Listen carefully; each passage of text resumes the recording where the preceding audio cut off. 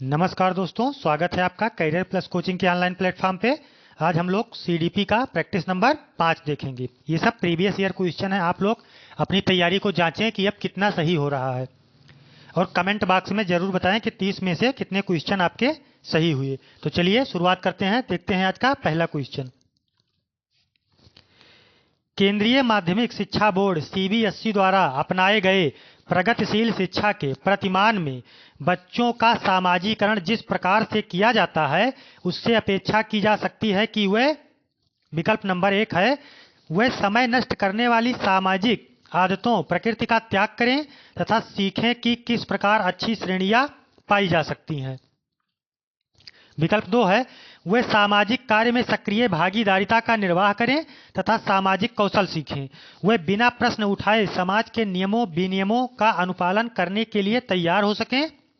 किसी भी प्रकार की सामाजिक पृष्ठभूमि होते हुए भी वह सब स्वीकार करें जो उन्हें विद्यालय द्वारा प्रदान किया जाता है। तो क्या सीबीएसई द्वारा नए प्रगतिशील शिक्षा के मानकों में अपनाना चाहिए? विकल्प नंबर 2, वह सामाजिक कार्य में सक्रिय भागीदारिता का निर्वाह करें तथा सामाजिक कौशल सीखें। विकल्प 2।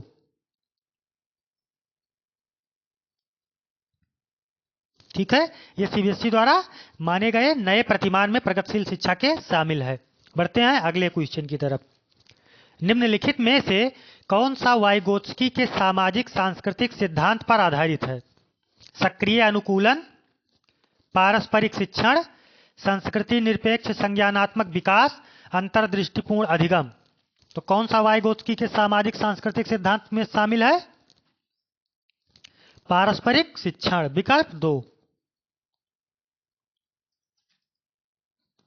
बढ़ते हैं अगले क्वेश्चन की तरफ।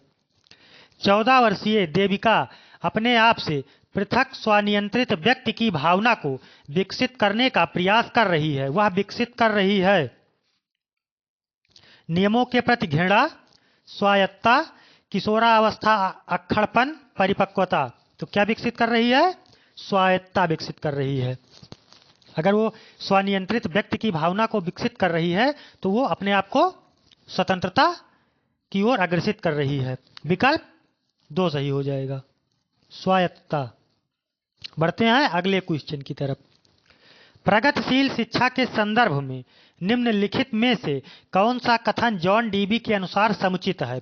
कक्षा में प्रजातंत्र का कोई स्थान होना चाहिए, विद्यार्थियों को स्वयं ही सामाजिक समस्याओं को सुलझाने में सक्षम होना चाहिए, जिज्ञासा विद्यार्थियों के स्वभाव में अंतर्निहित नहीं है अपितु इसका आकर्षण संवर्धन करना चाहिए, कक्षा में विद्यार्थियों का निरीक्षण करना चाहिए ना कि सुनना चाहिए। तो क्या करना चाहिए प्रगतिशील शिक्षा में जॉन डीबी के अनुसार?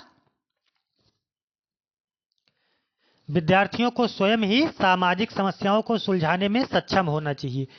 सीटेट में अगर कहीं भी विद्यार्थी को प्रत्यक्ष अनुभव मिल रहा है तो 100% आप लोग मान के चलिए वही विकल्प सही होगा जिसमें विद्यार्थी कोई काम स्वयं करेगा, वो चाहे जिस वैज्ञानिक के अकॉर्डिंग पूछेगा। क्योंकि जितने भी मनोवैज्ञानिक हैं सबने ही लगभग बच्चों को प्रत्यक्ष ज्ञान पे या वातावरण पे ज्यादा महत्व दिया है, जहां से बच्चा स्वयं सीखता है। तो विकल्प बी सही हो जाएगा। बढ़ते हैं अगले क्वेश्चन की तरफ। भाषा अवबोधन से संबद्ध विकार है। भाषा जो ठीक से बोल नहीं पाता या ठीक से भाषा के अक्षरों का उच्चारण नहीं कर पाता, ये किससे संबंधित विकार है? चलाघात से। वो चलने में असमर्थता है, पठन वैकल्य, पढ़ने में असमर्थ है, वाक संबंध रोग, बोलने में असमर्थ है, भाषाघात कि वो भाषा घात है, अफेजिया, भाषाघात। तो कौन सा विकल्प सही हो जाएगा? ये भाषा अवबोधन, अफेजिया, भाषाघात। विकल्प 4। बढ़ते हैं अगले क्वेश्चन की तरफ। निम्नलिखित में से कौन सा आलोचनात्मक दृष्टिकोण बहुबुद्धि सिद्धांत, थ्योरी ऑफ मल्टीपल इंटेलिजेंस से संबंध नहीं रखता या संबंधित नहीं है? यह शोध आधारित नहीं है, विभिन्न बुद्धियों भिन्न भिन्न विद्यार्थियों के लिए विभिन्न पद्धतियों की मांग करता है, प्रतिभाशाली विद्यार्थियों प्रायः एक क्षेत्र में ही अपनी विशिष्टता प्रदर्शित करते हैं, इसका कोई अनुभवात्मक आधार नहीं है। तो थ्योरी ऑफ मल्टीपल इंटेलिजेंस में से क्या संबंध नहीं रखता? प्रतिभाशाली विद्यार्थी प्राय एक ही क्षेत्र में अपनी विशिष्टता को प्रदर्शित करते हैं। ऐसा कुछ नहीं है कि जो प्रतिभाशाली है वो केवल एक ही क्षेत्र में अपनी विशिष्टता का अनुभव करेगा या प्रदर्शित करेगा, और भी क्षेत्रों में वो प्रदर्शित कर सकता है। तो इसलिए ये नहीं संबंध रखता है। जैसे आप किसी एक ही क्षेत्र में थोड़ी अपने ज्ञान को प्रदर्शित कर सकते हैं, कई क्षेत्र ऐसे होंगे ना जिसमें आप अपनी ज्ञान को प्रदर्शित कर सकते हैं। बढ़ते हैं अगले क्वेश्चन की तरफ। विकल्प 3 सही हो जाएगा। बहुबुद्धि सिद्धांत को वैध नहीं माना जा सकता क्योंकि जो हार्वर्ड गार्डनर जी का बहुबुद्धि सिद्धांत है, इसको वैध नहीं माना जा सकता। किस कारण से? विशिष्ट परीक्षणों के अभाव में भिन्न बुद्धियों डिफरेंट इंटेलिजेंस का मापन संभव नहीं है। कह रहा है कि जैसे विशिष्ट परीक्षणों के अभाव में जो विशिष्ट परीक्षण बनाए गए हैं, अगर वो ना उपस्थित हो तो बुद्धि का मापन संभव नहीं है। दूसरा विकल्प है, यह सभी 7 बुद्धियों को समान महत्व नहीं देता है। यह केवल अब्राहम मैस्लो के जीवन भर के सुदृढ़ अनुभवात्मक अध्ययन पर आधारित है। यह सर्वाधिक महत्वपूर्ण सामान्य बुद्धि जी के अनुकूलन सुसंगत नहीं है। तो कौन सा वैध नहीं माना जा सकता? यही कि विशिष्ट बुद्धियों के अभाव में भिन्न बुद्धियों डिफरेंट इंटेलिजेंस का मापन संभव नहीं है। ये नहीं है, अगर किसी विशिष्ट परीक्षण का अभाव है तब भी बुद्धि को मापा जा सकता है, आईक्यू लेवल टेस्ट हो सकता है। बढ़ते हैं अगले क्वेश्चन की तरफ। कक्षा में विद्यार्थियों के वैयक्तिक विभेद लाभकारी नहीं है क्योंकि अध्यापकों को वैविध्यपूर्ण कक्षा का नियंत्रित करने की आवश्यकता है। वैयक्तिक विभेद हानिकारक है क्योंकि इनसे विद्यार्थियों में परस्पर द्वंद्व उत्पन्न होते हैं। तीसरा विकल्प है, वैयक्तिक विभेद अनुपयुक्त है क्योंकि ये सर्वाधिक मंद विद्यार्थियों के स्तर पाठचर्या के स्थानांतरण की गति को कम करते हैं। वैयक्तिक विभेद लाभकारी है क्योंकि ये विद्यार्थियों की संज्ञानात्मक संरचनाओं को खोजने में अध्यापकों की प्रवृत्ति करते हैं। तो कौन सा विकल्प सही हो जाएगा? यही, कक्षा में विद्यार्थियों के वैयक्तिक विभेद लाभकारी हैं क्योंकि ये विद्यार्थियों की संज्ञानात्मक संरचनाओं को खोजने में अध्यापक को प्रवृत्त करते हैं। विकल्प 4। बढ़ते हैं अगले क्वेश्चन की तरफ। विद्यालय आधारित आकलन प्रारंभ किया गया था ताकि राष्ट्र में विद्यालयी शिक्षा संगठनों को शक्ति का विकेंद्रीकरण किया जा सकते। मतलब जो विद्यालय आधारित आकलन है, ये क्यों प्रारंभ किया गया था? कि विद्यालयी शिक्षा संगठनों की शक्तियों का विकेंद्रीकरण किया जा सके। दूसरा विकल्प कह रहा है, सभी विद्यार्थियों के संपूर्ण विकास को निश्चित किया जा सके। विद्यार्थियों को उन्नति के बेहतर व्याख्या के लिए उनके सभी गतिविधियों को नियमित अभिलेखन हेतु अध्यापकों को अभिप्रेरित किया जा सके। विद्यालय अपने क्षेत्रों में विद्यमान अन्य विभिन्न विद्यालयों की तुलना में प्रतियोगिता द्वारा अपनी विशिष्टता को प्रदर्शन करने हेतु अभिप्रेरित हो सके। तो कौन सा विकल्प सही हो जाएगा? 2 नंबर, सभी विद्यार्थियों के संपूर्ण विकास को निश्चित किया जा सके। विकल्प 2। ठीक है, बढ़ते हैं अगले क्वेश्चन की तरफ। निम्नलिखित में से कौन सा एक अन्य विकल्पों से संबद्ध नहीं है?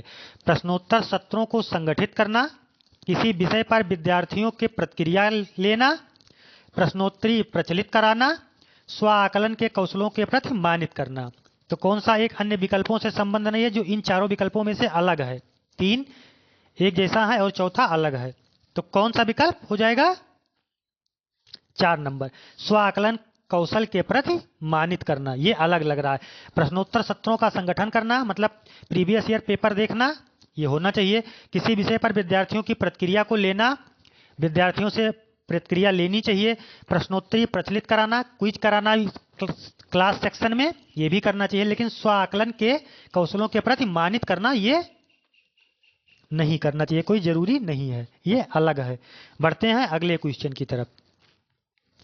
निम्नलिखित में से कौन सी सर्वाधिक अप्रभावकारी निम्नलिखित में से कौन सी सर्वाधिक प्रभावकारी विधि हो सकती है जो आपकी इस अपेक्षा को पूरी कर सके कि वंचित विद्यार्थी अपनी भागीदारिता द्वारा सफल हो सके। आप उनकी सफलता हेतु उनकी क्षमता में विश्वास को अभिव्यक्ति करें, पढ़ाए जाने वाले विषय में आप अपनी रुचि विकसित कर सकें, अपने लक्ष्यों को महसूस करने के लिए बच्चों की अन्य बच्चों से प्रायः तुलना करते रहना, इस बात पर बल देना कि आपकी उनसे उच्च अपेक्षाएं हैं। तो क्या विकल्प, कौन सा विकल्प सही हो जाएगा? यही कि प्रभावकारी विधि, सर्वाधिक प्रभावकारी विधि क्या हो सकती है विद्यार्थी स्वयं भागीदारिता द्वारा सफल हो सकें। तो उसके लिए आप उनकी सफलता है तो उनकी क्षमता में विश्वास को अभिव्यक्त करेंगे कि आप ये कर सकते हैं, आपसे ये अच्छे से हो जाएगा, आप इसको जानते हैं। ऐसे शब्दों का जब प्रयोग करेंगे तो विद्यार्थी के अंदर आत्मविश्वास आएगा, वो आत्मविश्वासता से भरा होगा और वो समझेगा कि मैं ये कर लूंगा। तो विकल्प कौन सा सही हो जाएगा? 1 नंबर। बढ़ते हैं अगले क्वेश्चन की तरफ। निम्नलिखित में से कौन सा विकासात्मक विकार का उदाहरण नहीं है? आत्मविमोह, प्रामस्तिक घात, पर अभिघातज तनाव, पर अभिघातज तनाव, न्यून अवधान सक्रिय विकार। तो कौन सा विकासात्मक विकार का उदाहरण नहीं है? ये पर अभिघातज तनाव, जो ये पर अभिघातज तनाव है, ये विकासात्मक विकार नहीं है। बढ़ते हैं अगले क्वेश्चन की तरफ। बहुशिक्षण शास्त्रीय तकनीकें, वर्गीकृत अधिगम सामग्री, बहुआकलन तकनीकें तथा परिवर्तनीय जटिलता एवं सामग्री का स्वरूप निम्नलिखित में से किससे संबद्ध है? सार्वभौमिक अधिगम प्रारूप से, उपचारात्मक शिक्षण से, विभेदित अनुदेशन से, पारस्परिक शिक्षण से। तो किससे संबंधित है? ये संबंधित है विभेदित अनुदेशन से। विकल्प सी,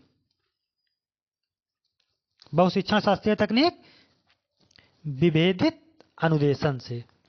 बढ़ते हैं अगले क्वेश्चन की तरफ। निम्नलिखित में से प्रतिभाशाली अधिगम कर्ताओं के लिए एक समुचित है या क्या समुचित है? वह अन्यों को भी कुशल प्रभावी बनाते हैं तथा सहयोगी अधिगम के लिए आवश्यक हैं। वे सदैव अन्यों का नेतृत्व करते हैं और कक्षा में अतिरिक्त उत्तरदायित्व ग्रहण करते हैं। अपनी उच्च स्तरीय संवेदनात्मक के कारण वो भी निम्न श्रेणी पा सकते हैं। बुनियादी तौर पर उनके मस्तिष्कीय शक्ति के कारण ही उनका महत्व है। तो प्रतिभाशाली अधिगम के अंतर्गत सबसे उचित विकल्प इनमें से कौन सा है? अपनी उच्च स्तरीय संवेदनात्मक के कारण वे भी निम्न श्रेणी पा सकते हैं।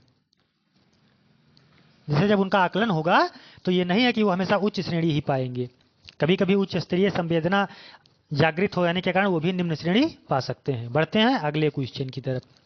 विद्यालय में समावेशन मुख्यतः केंद्रित होता है विशिष्ट श्रेणी वाले बच्चों के लिए सूक्ष्म अतिसूक्ष्म प्रावधानों के निर्माण पर, केवल निर्योग्य छात्रों के आवश्यकताओं को पूर्ण करने पर, संपूर्ण कक्षा की कीमत पर निर्योग्य बच्चे की आवश्यकताओं को पूर्ण करना, विद्यालय में निरक्षर अभिभावकों की शैक्षिक आवश्यकताओं पर। तो कौन सा विकल्प सही हो जाएगा? समावेशन मुख्यतः किस पर केंद्रित होता है? विशिष्ट श्रेणी वाले बच्चों के लिए सूक्ष्म अतिसूक्ष्म प्रावधानों के निर्माण पर। विकल्प 1।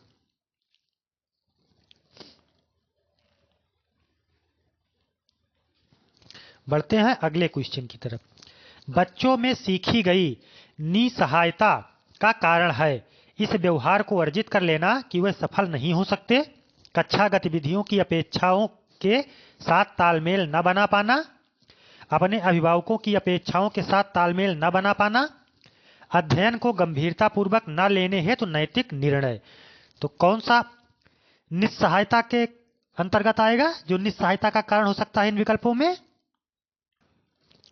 बच्चों में सीखी गई निस्सहायता का कारण इस व्यवहार को अर्जित कर लेना कि वे सफल नहीं हो सकते। जब बच्चा स्वयं से ये अनुभव कर लेगा कि मैं सफल नहीं हो सकता या कोई दूसरा उसके बारे में अनुभव कर लेगा तो वो बच्चे को डिमोरलाइज करेगा, तो जिससे बच्चा आगे की तरफ अग्रसर नहीं होगा, वो स्वयं को दबा दबा महसूस करेगा। तो विकल्प एक सही हो जाएगा।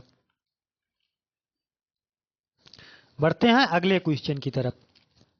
यदि एक विद्यार्थी विद्यालय में लगातार निरंतर श्रेणी प्राप्त करता है तो उसके अभिभावक को उसकी सहायता हेतु परामर्श दिया जा सकता है कि वह अध्यापकों का घनिष्ठ संगति में कार्य करे, मोबाइल फोन, चलचित्र, कॉमिक्स, खेल आदि अतिरिक्त काल पर रोक लगाए, जो भली भांति शिक्षा नहीं ले पाए उनके जीवन संबंधी कठिनाइयों का वर्णन करे, घर पर उसके परिश्रम पूर्वक कार्य करने पर बल दे। तो क्या करना चाहिए यदि बच्चा लगातार निम्न श्रेणी पा रहा है, लगातार फेल हो रहा है? तो इन विकल्पों में से वह अध्यापक की घनिष्ठ संगति में कार्य करे। मतलब अगर कोई चीज बच्चा आसानी से नहीं जान पाता तो वो जाके अध्यापक से उसको पूछे, अध्यापक की संगति में वो पढ़ने की कोशिश करे, जिससे होगा क्या कि जब उसे जरूरत होगी तब अध्यापक उसकी मदद करेगा, वो भी तेजी से सीख सकेगा और औरों की बात आगे बढ़ सकेगा। बढ़ते हैं अगले क्वेश्चन की तरफ।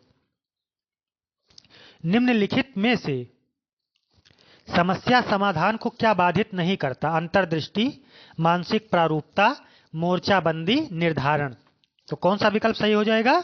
अंतर्दृष्टि। समस्या समाधान को बाधित नहीं करता अंतर्दृष्टि, क्योंकि ये सूझ का सिद्धांत है। किसी भी समस्या में अगर आप अंतर्दृष्टि आपको सूझ आ गई तो समस्या आसानी से सुलझ सकती है। मोर्चाबंदी, मानसिक प्रारूपता, निर्धारण ये सब बाधक हैं। बढ़ते हैं अगले क्वेश्चन की तरफ। एक शिक्षिका पाठ को पूर्व पठित पाठ से जोड़ते हुए बच्चों को सारांश लिखवाना सिखा रही है।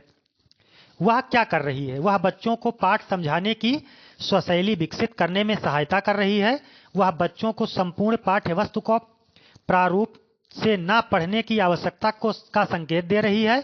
वह आकलन के दृष्टिकोण से पाठ्य वस्तु के महत्व को पुनर्बलित कर रही है। वह विद्यार्थियों को सामर्थ्य अनुकूल स्मरण करने को प्रेरित कर रही है। कौन सा विकल्प सही हो जाएगा 21 नंबर में? एक शिक्षिका पाठ को पूर्व पठित पाठों से जोड़ते हुए बच्चों को सारांश लिखो। वो कह रही है बच्चों से कि सारांश लिखो। तो क्या कर रही है? वह बच्चों को पाठ समझाने की स्वशैली विकसित कर रही है। जब बच्चे सारांश स्वयं से सोच के लिखेंगे तो इसका मतलब कि पूरी कहानी उनके दिमाग में बैठी होगी, तभी तो वो उसमें से सारांश निकाल पाएंगे कि इस कहानी में कहाँ से शुरुआत हुआ, कहाँ से अंत हुआ। तो वो क्या कर रही है? स्वशैली विकसित कर रही है कि जिससे बच्चे उस कहानी के पाठ को स्वयं से सीख सकें। विकल्प एक।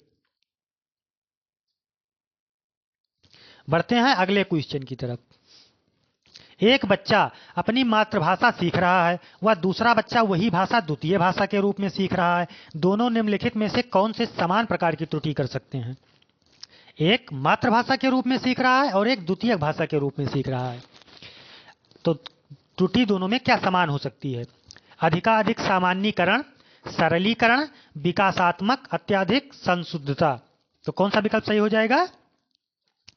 विकासात्मक त्रुटि, क्योंकि उसकी मातृभाषा है। तो मातृभाषा और जो निम्नलिखित जो द्वितीय भाषा के रूप में, दोनों में विकासात्मक त्रुटि जो है वही समान होगी। बाकी सरलीकरण जिसको मातृभाषा सीख रहा है उससे ज्यादा सरलता से समझ में आएगा।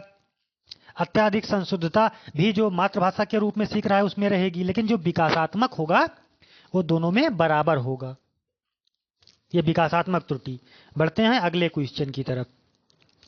परीक्षा में तनाव निष्पत्ति को प्रभावित करता है यह तथ्य निम्नलिखित में से किस प्रकार के संबंध को स्पष्ट करता है? संज्ञान भावना, तनाव विलोपन, निष्पत्ति चिंता, संज्ञान प्रतियोगिता। तो तनाव निष्पत्ति को कौन सबसे ज्यादा संबंध से स्पष्ट करता है?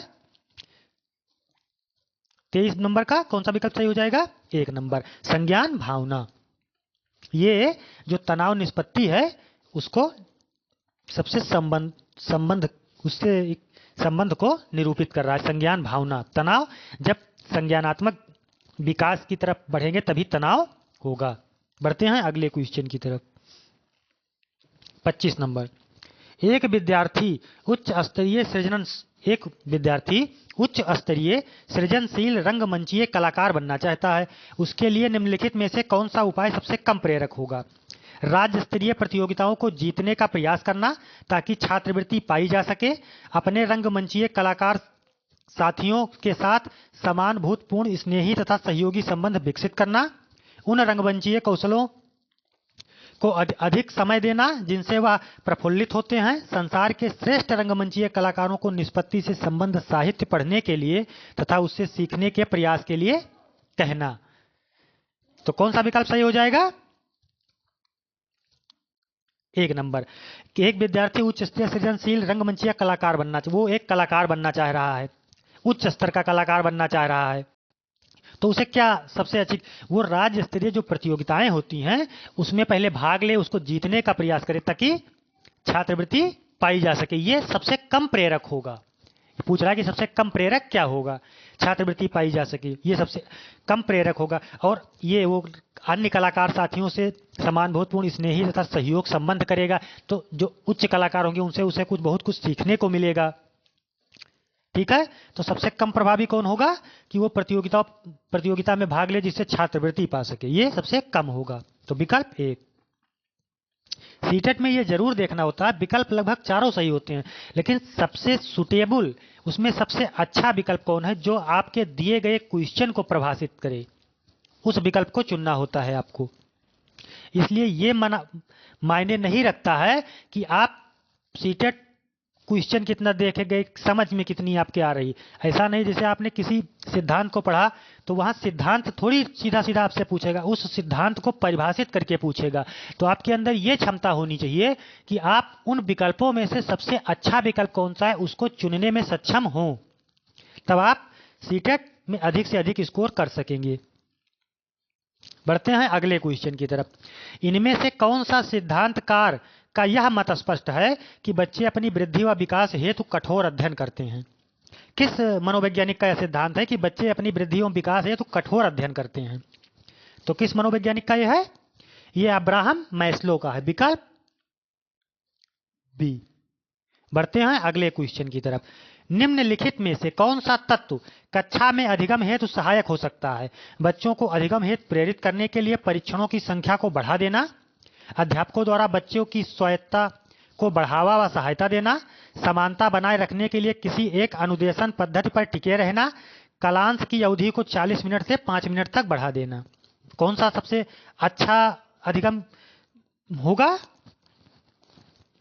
अध्यापकों द्वारा बच्चों की स्वायत्तता को बढ़ावा व सहायता देना, जिससे बच्चे स्वयं कक्षा में जैसे किसी टॉपिक को आप पढ़ा रहे हैं, आप अध्यापक हो गए, अगर आपकी क्लास में कोई बच्चा किसी टॉपिक को नहीं समझ पा रहा है, अगर आप अपने क्लास का माहौल ऐसा बना है कि वो बच्चा क्लास में ही उठ के आपसे पूछ ले रहा है, तो जाहिर सी बात है आपके क्लास के बच्चों का स्तर अच्छा होगा, उनके दिमाग में ज्यादा से ज्यादा चीजें समझ में आएगी, जो नहीं समझ में आएगी वो आपसे डायरेक्ट सीधा पूछ सकते हैं, उनको कंफ्यूजन नहीं होगी। तो ऐसा सहयोग बच्चों को अति महत्वपूर्ण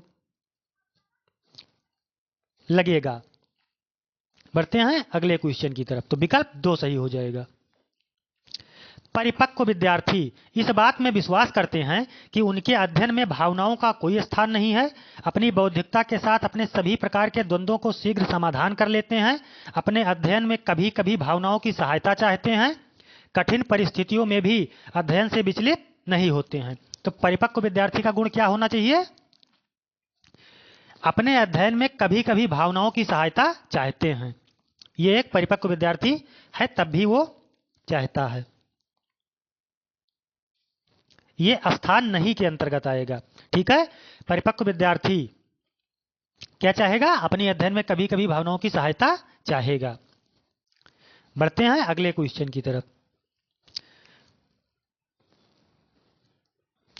निम्नलिखित में से कौन सा कथन सत्य है? आनुवांशिक बनावट व्यक्ति के परिवेश की गुणवत्ता के प्रति उत्तरात्मकता को प्रभावित करती है। गोद लिए गए बच्चे का वही बुद्धि लब्धांक IQ होता है जो गोद लिए गए उनके सगे भाई बहनों का होता है। अनुभव मस्तिष्क के विकास को प्रभावित नहीं करता। विद्यालयीकरण का बुद्धि पर कोई प्रभाव नहीं पड़ता। तो कौन सा कथन सत्य है? ये तो गलत है कि हर बच्चे का सगे भाई का कोई जरूरी है कि IQ लेवल बराबर होगा, ऐसा जरूरी नहीं है, तो ये गलत हो गया। ये अनुभव मस्तिष्क के विकास को प्रभावित नहीं करता, बिल्कुल गलत है। अनुभव से मस्तिष्क का विकास प्रभावित होता है। विद्यालयीकरण का बुद्धि पर कोई प्रभाव नहीं पड़ता। अगर ऐसा ना होता तो विद्यालय हम लोग क्यों जाते? विद्यालय का भी बुद्धि पर प्रभाव पड़ता है। तो कौन सा सत्य है पूछ रहा है? आनुवांशिक बनावट व्यक्ति के परिवेश की गुणवत्ता के प्रति उत्तरात्मकता को प्रभावित करती है। ये विकल्प 1 सही हो जाएगा, बाकी सारे गलत हो जाएंगे। कमेंट में आप लोग जरूर बताइएगा कि आप लोगों के 30 में से कितने क्वेश्चन सही हो रहे हैं, और चैनल को सब्सक्राइब और वीडियो को लाइक अवश्य करें ताकि ज़्यादा से ज़्यादा लोगों तक ये कंटेंट पहुंच सके। धन्यवाद दोस्तों।